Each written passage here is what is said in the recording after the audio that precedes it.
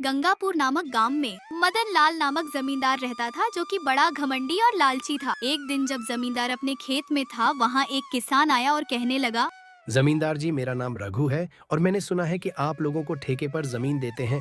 इसलिए जमींदार जी, मैं यहाँ आपसे खेती के लिए जमीन मांगने आया हूँ, जिसमें मैं खेती कर सकूं। देखो, मैं जमींदार हूँ और यही तो मेरा काम है कि जो खेती के लिए जमीन मांगने आए उसे जमीन दूं, और मैं तुम्हें भी जमीन दूंगा। पर मेरी एक शर्त है कि जो फसल तुम लगाओगे उसमें से आधी मुझे देनी होगी। रघु जमींदार के घर से कागजी कार्रवाई कर कर चला गया। अगले दिन रघु ने खेती करना शुरू कर दिया। वह क्या फसल है? अब यदि इसमें से जमींदार आधी फसल ले भी जाए तो भी बची हुई फसल बेच कर मैं अच्छा मुनाफा कमा सकता हूँ। जमींदार तक ये खबर पहुँची। अरे सेठ जी, सुनते हो? रघु अपने खेत में कटाई कर रहा है। सुना है उसकी फसल बहुत अच्छी आई है। जमींदार अपने लोगों के साथ रघु के खेत पर जाने के लिए निकला और वहाँ पहुंचकर घमंड से बोला, क्या फसल है? देखा तुमने रघु, ये सब मेरी उपजाऊ भूमि का कमाल है। जमींदार जी, ऐसा क्यों कहते?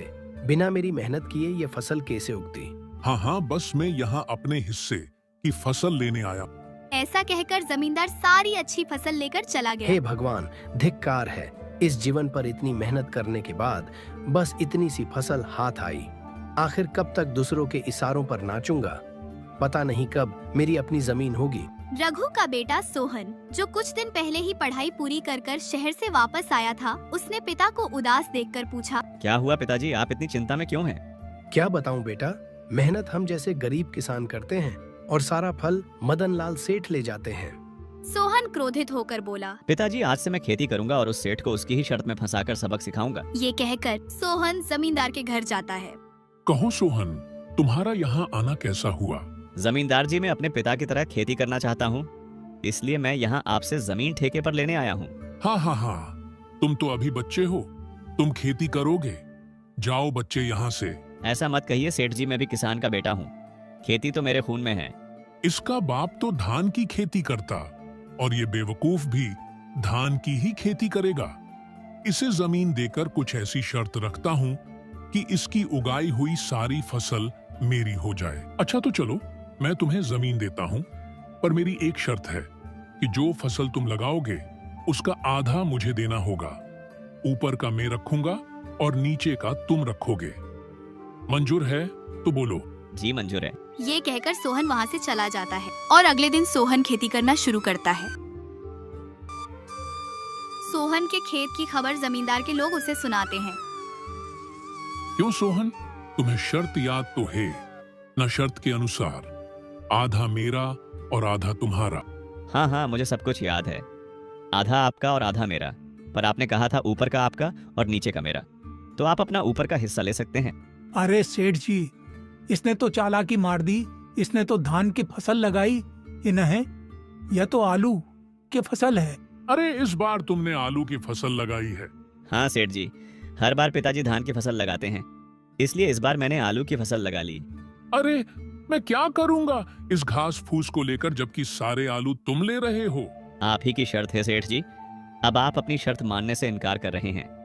मैं कुछ नहीं जानता सेठ जी, अब आप अपने ऊपर का हिस्सा ले जाइए। जमींदार को मुंह तोड़ जवाब देकर सोहन सारी फसल अपने घर ले जाता है। सेठ जी, यह तो आपको ही बेवकूफ बनाकर चला गया। मैंने इसे बच्चा समझने की भूल की आने दो, इसे अगली बार फिर देखता हूँ। कहो लड़के, क्या चाहिए? सेठ जी, मुझे एक बार फिर आपकी जमीन ठेके पर चाहिए। ठीक है, पर मेरी इस बार की शर्त है कि तुम जो फसल लगाओगे उसके नीचे का हिस्सा में रखूंगा और ऊपर का तुम रखना। और अगले दिन सोहन खेती करना शुरू करता है। सोहन के खेत की खबर जमींदार के लोग उसे सुनाते हैं। खेत में पहुंचकर जमींदार हैरान रह गया। अरे इस बार तो इसने धान की फसल लगा दी। इतने में वहाँ सोहन आ गया। आइए सेठ जी, आपकी शर्त के अनुसार आपका नीचे का हिस्सा तैयार है, आप ले लीजिए। सोहन सारी फसल अपने घर ले जाता है। चलो जमींदार से फिर जमीन ठेके पर लेता हूँ और देखता हूँ कि इस बार उसकी क्या शर्त। जमींदार अपने लोगों से बात कर रहा था, इतने में वहाँ सोहन आ गया। देखो लड़के, इस बार तुम्हारी कोई चाल नहीं चलेगी, और यदि फिर जमीन ठेके पर लेने आए हो तो मेरी शर्त पहले ही सुन लो कि इस बार तुम जो फसल लगाओगे उसमें ऊपर और नीचे का मैं रखूंगा और बिच का तुम रखना मंजूर है, तो बोलो। जमींदार जी, आपको पहले से ही पता था कि मैं यहाँ आपकी जमीन फिर से ठेके पर लेने आया हूँ। जमींदार जी, मुझे आपकी शर्त मंजूर है। और अगले दिन सोहन खेती करना शुरू करता है। जमींदार एक बार फिर सोहन के खेत को देखकर हैरान रह जाता है। इतने में वहाँ सोहन आ जाता है। इससे पहले सोहन कुछ बोले, जमींदार कहता है, सोहन, बस अब मुझे समझ आ गया है कि मैं तुम्हें नहीं हरा सकता। जमींदार जी, मैंने ये सब आपको सबक सिखाने के लिए किया था, क्योंकि आप किसानों से आपकी शर्तों द्वारा सारी फसल हड़प लेते हैं। मुझे माफ कर दो सोहन, में मुझे अपनी गलती का एहसास हो गया है और मैं अब किसी किसान से शर्त भी नहीं रख